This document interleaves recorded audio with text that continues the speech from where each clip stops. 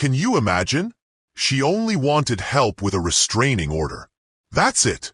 Just basic help any citizen deserves.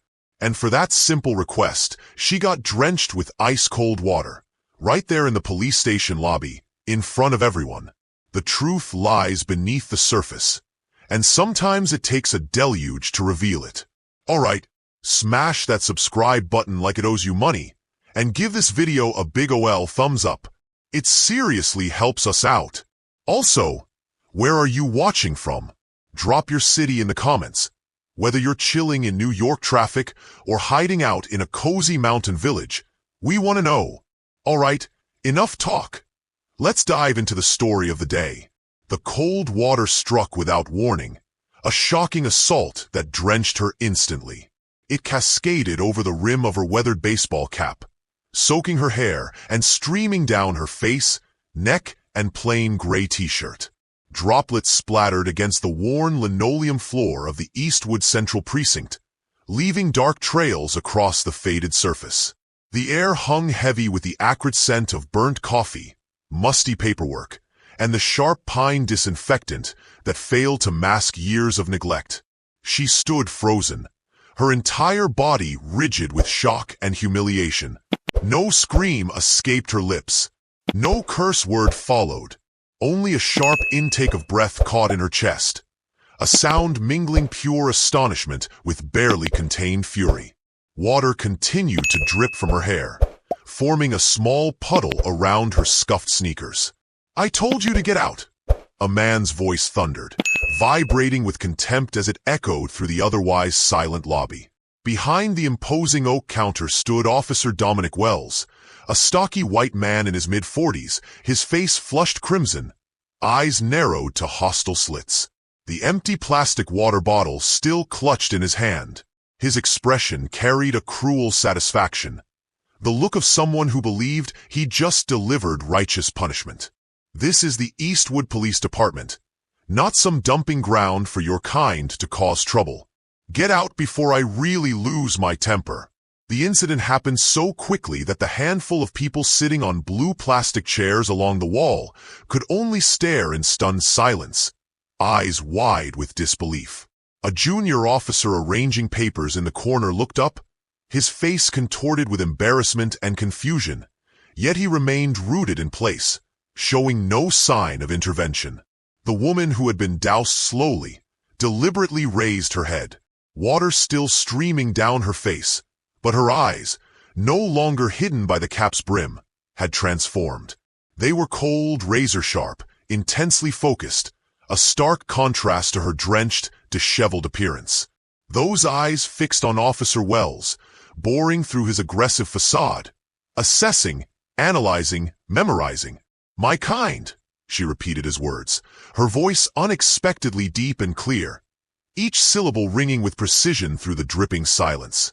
"What exactly do you mean by my kind, officer? A violent, mean act in a place meant to stand for law and safety. Why did this police officer act so cruelly?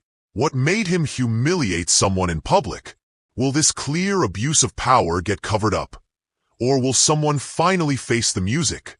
And who really is this mystery woman in the wet t-shirt with the steady gaze?" 1 week earlier, Gabrielle "Gabby" Daniels had been sworn in as the new chief of police for the city of Eastwood. At 41, she commanded attention. A striking African-American woman with the athletic build of someone who'd spent years walking the beat, coupled with an intelligent, determined gaze and an impressive career record. She'd arrived from a major metropolitan area on the West Coast, where she had successfully transformed a department plagued by public distrust, excessive force lawsuits, and internal division. Eastwood, a mid-sized city with rich cultural diversity but deep socioeconomic divides, faced similar challenges. Relations between law enforcement and the community, particularly with Black and Latino residents, had deteriorated following a series of controversial incidents. From allegations of intimidation and discrimination to more serious claims of unnecessary force, the city council and mayor had finally bowed to public pressure, overhauling SPD leadership and placing their hopes in Chief Daniels to bring fresh perspective, rebuild trust, and implement much-needed reforms. Daniels believed in hands-on leadership. To truly understand the problems embedded in her department's culture, she couldn't rely on statistical reports or formal meetings with commanders in her comfortable office. She needed to see firsthand, listen directly, and experience personally how her officers interacted with the public, especially at the front lines where most civilian contact occurred. She knew an organization's true character reveals itself not at the top, but through those who represent it daily. In her first weeks, alongside meetings with community leaders and key personnel, Daniels secretly planned unannounced visits to various precincts across the city, focusing on those with the most complaints. For these visits to yield authentic results, she would disguise herself as an ordinary civilian. That morning, she bypassed her pressed uniforms and tailored suits, selecting faded jeans with worn knees, a plain gray t-shirt, scuffed sneakers, and an old baseball cap from a forgotten vacation. She pulled her thick black hair into a bun and tucked it under the cap, tugging the brim low. Without makeup, she cultivated the appearance of an ordinary working woman confronting everyday problems. She wanted to see how her officers would treat Ayanna Taylor, her undercover identity, a plainly dressed black woman with no apparent status or power. First on her list was the Eastwood Central Precinct, which served both stable middle-class neighborhoods and economically disadvantaged areas with higher crime rates, the district generating the most public complaints over the past 2 years. In her careful review of personnel files and internal reports, many closed as unfounded or with insufficient evidence. One name repeatedly appeared in connection with allegations of rudeness, inappropriate language, and discriminatory remarks, particularly toward women, immigrants, and people of color. Officer Dominic Wells, badge number 629. Wells had been stationed at Eastwood Central for nearly a decade, primarily assigned to desk duty after an old knee injury made him unfit for patrol. His supervisor notes described him as gruff but effective, with complaints often dismissed as misunderstandings or attributed to his direct personality. Daniels sensed that Wells exemplified the systemic problem she needed to address, and decided to begin her undercover tour with him. To avoid recognition, she borrowed her friend's aging Toyota Corolla rather than using her department-issued SUV. She parked several blocks from the precinct, checked her disguise one final time in the rearview mirror, took a deep breath to center herself, and joined the pedestrian flow on the sidewalk. She had prepared a plausible scenario, a common issue that would require assistance from the front desk officer without constituting an emergency. She would present herself as Ayanna Taylor, a resident of a nearby apartment complex seeking information about obtaining a temporary restraining order against an upstairs neighbor who made excessive noise late at night and had recently begun making threats when confronted. This represented a typical urban problem, serious enough to warrant police guidance, but not an urgent criminal matter, requiring patience and professionalism from whoever staffed the front desk. The perfect test for Officer Wells' service attitude. When Gabrielle Daniels, playing Ayanna Taylor, pushed through the heavy glass doors into Eastwood Central's main lobby, her first impression was one of neglect. Pale yellow paint peeled in corners. The linoleum floor showed cracks and wear paths. Community notices on the bulletin board appeared yellowed and outdated. Fluorescent lighting cast a sickly glow across the space, creating more shadows than illumination. A handful of residents sat on rigid plastic chairs, faces etched with fatigue and impatience. The reception desk stood imposing, dark oak, tall and solid, perhaps the only element maintaining its dignity since the station's construction. Behind the counter, protected by thick bulletproof glass with voice holes, Officer Dominic Wells slouched in a worn office chair. His badge and nameplate gleamed on his chest, a stark contrast to his disheveled appearance. He stared intently at his phone, thumbs scrolling rapidly, completely ignoring the new arrival. His expression broadcast boredom, dissatisfaction, and irritation, the look of someone forced into a job they resented. Daniels approached the counter, maintaining a respectful distance. She waited. 1 minute passed.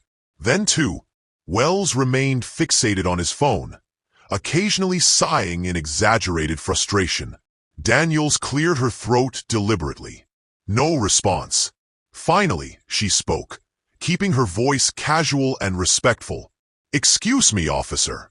Wells reluctantly raised his head, small eyes narrowing as they assessed Daniels through the glass. His gaze traveled from her cap-shadowed face to her simple t-shirt to her worn sneakers. A visual appraisal that made no attempt to hide his disdain. "What?" he snapped, voice clipped and hostile. Daniels ignored his tone. "My name is Ayanna Taylor," she began softly. "I need information about the procedure for obtaining a temporary restraining order. I'm having problems with a neighbor in my apartment complex." Wells exhaled dramatically, as though she'd requested something impossibly burdensome. He slammed his phone onto the desk with a sharp crack.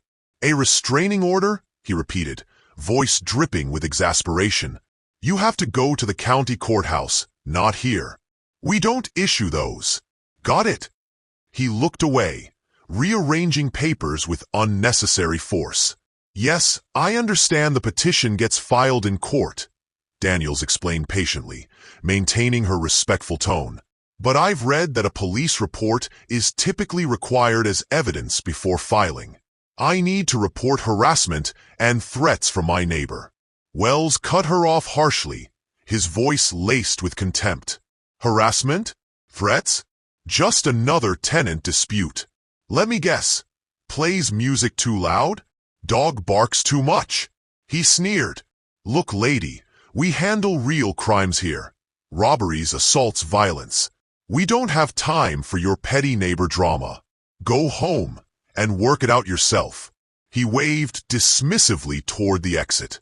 Daniels felt heat rising to her face, but took a steadying breath, reminding herself of her purpose. She needed to see how far Wells would go. "Officer," she said, voice still calm, but now firm and resonant. "This is your job. I'm a citizen requesting police assistance, and I have the right to report what I believe is a violation of law. I request that a report be filed, and I need your name and badge number." The request for identifying information seemed to trigger something primal in Wells. For officers with his temperament, a civilian, especially one he clearly looked down upon, daring to ask for his information represented a direct challenge to his authority and fragile ego. He rose from his chair, his bulk filling the space behind the counter. Slamming his palm against the wooden surface with a thunderous impact that startled everyone in the lobby, he bellowed, "What the hell do you want my name for? Huh?" His face reddened instantly, veins bulging at his temples. "Planning to file a complaint somewhere? I know people like you. Always looking for trouble with the police. Get out before I have someone drag you out for disturbing the peace. You hear me?" His voice echoed through the space, drawing nervous glances from the waiting civilians, who began whispering among themselves, eyes darting between the confrontation and the exit. But Gabrielle Daniels remained steadfast. She'd faced far more dangerous situations in her career. She stood tall, meeting Wells' glare directly through the bulletproof barrier. "I'm not going anywhere," she declared firmly, voice unwavering. "I'll remain right here until I exercise my civil right to file a report or speak with your shift supervisor." This direct challenge, the unyielding determination from a plainly dressed black woman he had thoroughly dismissed, sent Wells spiraling beyond control. All professional restraint evaporated instantly. Racial prejudice, job frustration, and rage at having his authority questioned erupted into a single inexcusable act of madness. His eyes fell to the half-full water bottle on his desk. Blind with fury, he grabbed it. "You want to fight it out? Fine, I'll show you," he snarled, voice cracking with anger. To the horror and disbelief of everyone present, Wells unlocked the side door and stormed into the lobby. He marched directly to Daniels, face contorted with rage. Without warning, he uncapped the bottle and upended it over her head, dousing her with cold water. The splash, shocked gasps from onlookers. Then deathly silence descended upon the Eastwood Central Precinct lobby. In the aftermath of this assault, Gabrielle Daniels stood motionless, water streaming from her head to her feet, soaking her clothes and pooling around her sneakers. The silence grew so profound that heartbeats seemed audible. The waiting citizens stared in stunned disbelief, unable to comprehend that a police officer could behave so reprehensibly. The junior officer in the corner remained frozen, face ashen, clearly shocked but still unwilling to intervene. Officer Wells towered before Daniels, empty bottle clutched in his fist. He panted heavily, chest heaving, face still flushed from his outburst. A twisted satisfaction played across his features, but deep within his eyes flickered uncertainty, perhaps triggered by the woman's unnerving composure, or the dawning realization that he had crossed a point of no return. Slowly, deliberately, Daniels raised her hand to brush away the water streaming down her face. She then removed her soaked cap with both hands. Her thick black hair, formerly contained in a bun, now hung loose and dripping. More significantly, the cap's removal revealed her entire face, intelligent, angular features with penetrating eyes and commanding presence. The appearance of an anonymous civilian vanished instantly, replaced by the unmistakable authority of someone accustomed to wielding power. She locked eyes with Wells, whose expression shifted toward vague unease. "Officer Dominic Wells, badge number 629, she began, her voice transformed, deeper, clearer, filling the quiet lobby with cold power. "Your actions just now, pouring water on a citizen seeking assistance after first refusing service with derogatory language and now physical assault. Is this the standard of community service Eastwood Police Department provides, officer?" She paused, allowing her words to penetrate the tension, never breaking eye contact as she watched the change overtaking his features. "Perhaps I should introduce myself properly," she continued, voice still glacial, but carrying a razor edge of sarcasm. "I am Gabrielle Daniels. 1 week ago, I was sworn in as Chief of Police for the Eastwood Police Department." She gestured at her drenched clothing. "Your new boss. I'm conducting an unannounced visit to your precinct today in plain clothes to personally assess the attitude and service quality of frontline officers. And you, Officer Wells, have provided a truly unforgettable demonstration. Had a bomb detonated in the lobby, the impact could scarcely have matched these words." Officer Wells' face underwent a series of dramatic transformations within seconds. Bewilderment, then disbelief, then horror as he alternated between staring at Daniels and her soaked clothing, attempting to reconcile this dripping woman before him with the stern, uniformed portraits of the new chief he'd only seen in department bulletins. The red flush of anger drained from his face, replaced by a deathly pallor as if his blood had evaporated. "CH Chief?" he stammered, voice barely audible and trembling uncontrollably. His eyes widened with terror. No, it can't. You're really—" he stumbled backward, staggering drunkenly. The empty bottle tumbled from his grasp, rolling across the floor with hollow plastic clicks that echoed through the heavy silence. Complete collapse followed as the full catastrophe of his actions crashed upon him. His legs weakened visibly. He thrust his hands before him, shaking his head in panic. "Oh God! No! I'm sorry, Chief. Chief Daniels, I'm so sorry. I didn't know it was you. I swear to God, I really didn't know," he pleaded, voice choked with fear and tears welling in his eyes. I've had such a terrible shift. So much pressure. I lost control. I didn't mean to assault you. Please believe me." He lurched forward, nearly falling to his knees before Daniels, hands clasped as if in prayer. Please forgive me. Don't destroy my career. Don't fire me. I have a family depending on me. My wife has medical issues. 2 kids still in school. Please give me another chance. It was just a stupid mistake. A momentary lapse. I'll do anything you ask. Please. Wells' desperate pleas and abject terror resonated throughout the lobby. His demeanor had transformed completely. The aggressive, contemptuous bully, now a cowering figure begging for mercy. The sight was simultaneously pitiful and contemptible. But Gabrielle Daniels showed no sign of softening.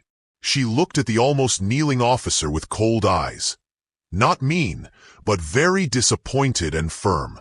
She had seen too many last-minute sorry tears in her years on the job. "A stupid mistake, Officer Wells?" she asked, voice still frigid but weighted with gravity.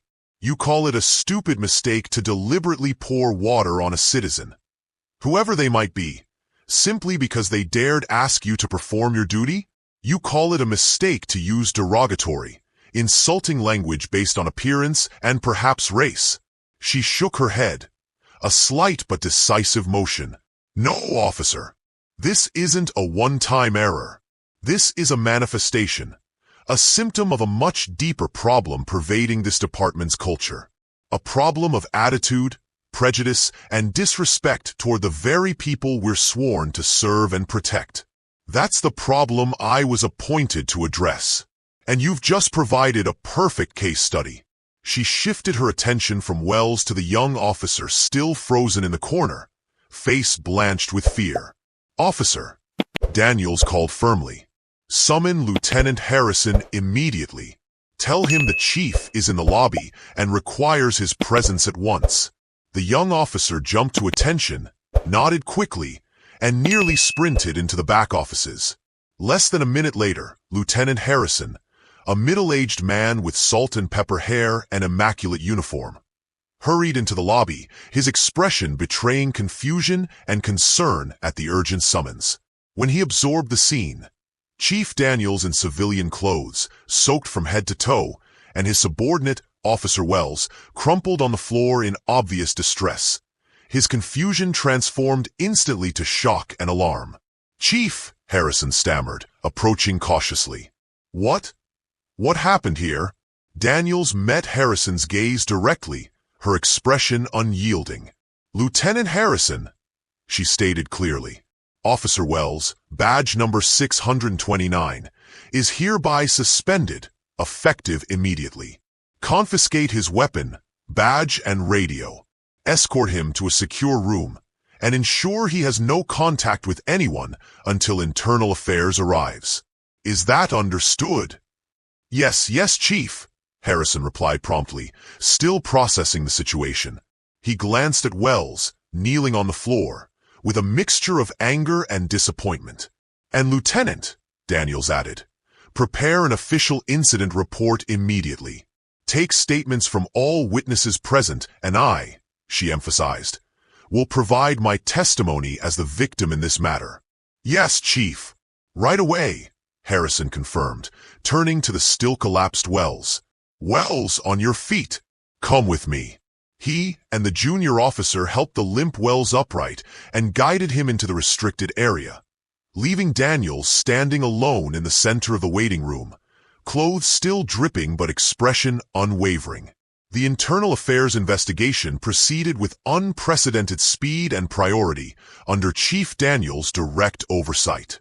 A senior investigative team arrived at Eastwood Central within the hour, conducting their inquiry with methodical precision. First, they recorded Chief Daniels' formal statement, an objective account from her entrance to the station through the initial conversation with Wells, his service refusal and verbal abuse, the water assault, and revelation of her identity. Her testimony was recorded and meticulously transcribed. Next came Officer Wells' interrogation. By then, he had somewhat composed himself, though still visibly shaken. Faced with IA's renowned tough questioning, he abandoned attempts at evasion. He admitted refusing assistance to Ayanna Taylor, acknowledged using inappropriate language, and confessed to the water assault during a rage episode. Nevertheless, He continued attributing his actions to workplace stress, emphasizing he hadn't recognized the chief and imploring leniency. IA also interviewed Lieutenant Harrison, the junior officer witness, and 3 civilians who remained after assurances their statements would remain protected. All accounts corroborated Chief Daniels' version of Wells' conduct. Most damning, security cameras had captured the entire incident with unmistakable clarity. The footage documented Wells' initial indifference, the escalating counter-interaction, and his deliberate approach to Daniels before pouring water over her head. Irrefutable evidence invalidating any defense. Investigators also examined Wells' personnel file and disciplinary history, discovering numerous civilian complaints over 5 years alleging similar misconduct, rudeness, disrespect, and discriminatory language, especially toward women and minorities. Most complaints, however, concluded with merely verbal warnings, counseling sessions, or dismissal for insufficient evidence or no witnesses. The pattern revealed an officer with persistent behavioral problems tolerated or ignored until causing significant repercussions. Given the unassailable video evidence, victim testimony from the chief herself, witness corroboration, and history of prior complaints, the IA conclusion was unequivocal. Officer Dominic Wells had seriously violated multiple EPD ethical codes and regulations, including dereliction of duty, citizen disrespect, inappropriate language, power abuse, and assault against Chief Daniels in her civilian capacity. The case advanced to the EPD Disciplinary Board. Under intense scrutiny, and with Chief Daniels' directive for severe, but potentially rehabilitative measures when possible, the board reached an unprecedented decision.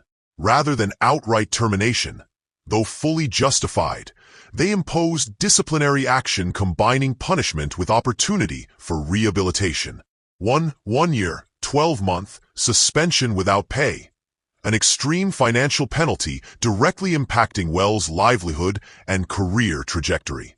2. Mandatory participation in the Second Chance Intervention Program, a 2-year probationary initiative designed specifically for serious attitudinal and prejudice violations like Wells. The program included stringent monitored requirements. A. Intensive training in anger management, non-confrontational communication, de-escalation techniques, professional ethics, civil rights law, anti-racism awareness, and implicit bias recognition. B. Weekly individual psychotherapy sessions with a designated psychologist addressing root attitudinal issues, biases, and emotional regulation. C. Minimum 200 hours supervised community service with non-profit organizations serving diverse communities Wells may have previously shown bias against. D. Quarterly assessment evaluations on knowledge, attitudes, and behavior by an independent monitoring panel comprising IA representatives, training department officials, psychological professionals, and community members. E. Successfully completing the 2-year program with demonstrated genuine attitude and behavior changes would be required for potential re-employment consideration. Upon re-entry, if permitted, Wells would remain under special supervision for at least 1 additional year. Any violations during the program or failure to demonstrate substantial improvement would result in immediate permanent dismissal without appeal rights.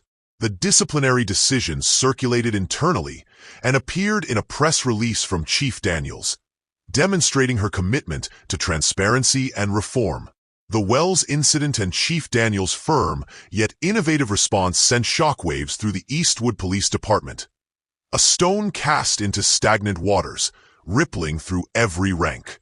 The message resonated unmistakably. The era of misconduct tolerance, cover-ups, authoritarianism, and bigotry had officially ended under the new leadership. Daniels strategically leveraged the incident, never mentioning Wells by name in subsequent public statements, as a case study during command meetings and mandatory retraining sessions, emphasizing her expectations for professional service, universal respect regardless of circumstance, and inevitable consequences for power abuse or discrimination. Predictably, reactions within EPD polarized sharply. Conscientious officers who genuinely desired professional standards and community trust rebuilding embraced Daniel's approach, encouraged that leadership would finally address problematic elements undermining their collective reputation. However, many officers, particularly veterans or those sharing Wells' attitudes, harbored fear, resentment, and quiet opposition. They perceived the new chief as excessively strict, disloyal to the Brotherhood, and her undercover methods as deceptive and underhanded. Daniels recognized the reform path would prove challenging, but remained undeterred. She continued occasional undercover visits to various precincts and units, though with reduced frequency, focusing increasingly on policy development, training enhancements, community dialogue expansion, and accountability culture promotion throughout the command structure.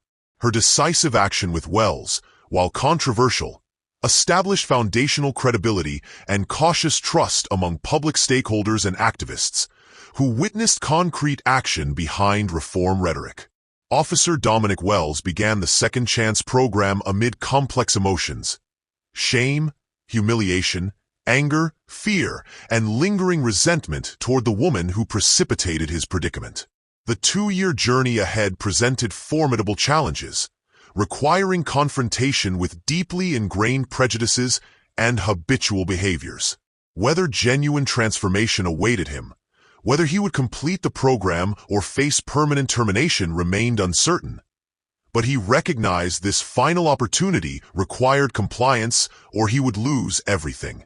This narrative transcends a simple cautionary tale about one officer caught in misconduct. It powerfully illustrates the dangers of unchecked bias and authority abuse at every level, particularly when flourishing within oversight-deficient, tolerance-permissive environments. It demonstrates how such behavior directly undermines citizen dignity and rights while eroding confidence in entire law enforcement systems. Simultaneously, the story testifies to the vital importance of leaders who think boldly, act decisively, confront uncomfortable truths, and implement strict yet fair disciplinary measures to create meaningful change. Daniel's controversial undercover approach ultimately provided a powerful tool exposing hidden realities and compelling an entire organization to examine its darkest corners and internal dysfunctions. The narrative raises profound questions about resilience, redemption opportunities, and transformation limitations. Can someone with Wells' deeply entrenched biases genuinely reform through intervention, therapy, and mandated education? Or does the attempt prove futile? The answer defies simplicity, but creating pathways for potential change, however difficult, surely surpasses punishment without addressing root causes. What do you think about Chief Daniels going undercover to check on her officers? Was it a good way to find the truth, or was it wrong to trick them? And was Officer Wells' punishment 1 year with no pay and 2 years of special training too hard, too easy, or just right? Tell us what you think about this powerful story in the comments below.